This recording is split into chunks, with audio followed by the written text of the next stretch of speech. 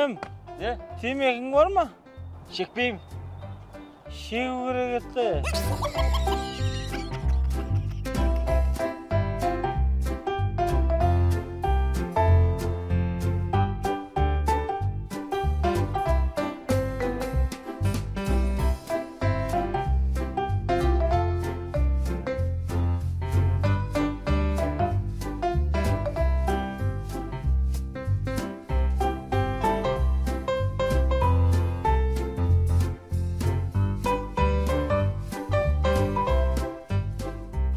Оңбаған.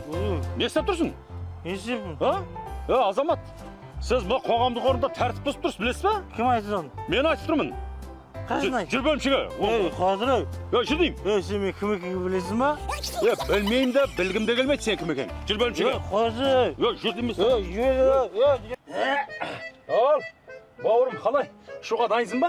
Бауырым. Сен мен қайда апаратсың? Сені ма? Сені құдалыққа апарамын қазір. Құда боласың қазір.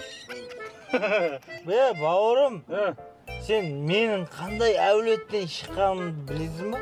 Қандай әулеттен шыққансың сен? Мен осы қаладағы есімі белгілі элитный әулеттің адамымын. Қоймайым. Қай әулет ол? Фамилиясын айтшы. Фамилияңды айтшы. Бимамен Бесптер деген дейсіз бе? Бір жерде естідім. Денең түршігіп кеткен жоқ па естігенде? Қорқып кеттім, жүрегім ұшып кетті.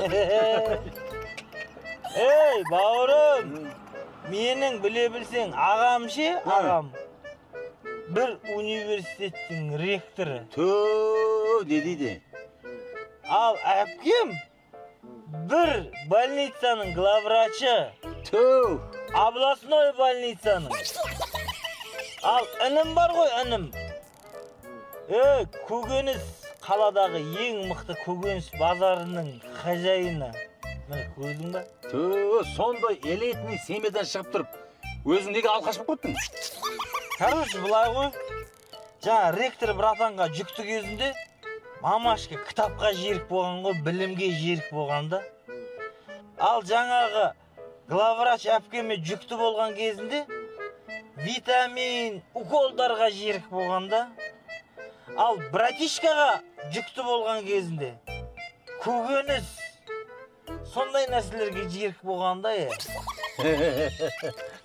Ал маған жүкті кезінде мынау сыра, пиво, спиртнойларға жүкті болғанда. Ол түсінікті болды ғой жағдайың. Болды, кеттің онда?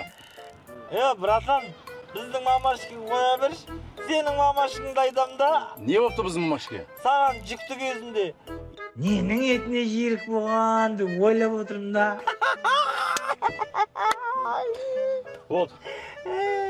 Қазір көрсетем мен саған. Братан.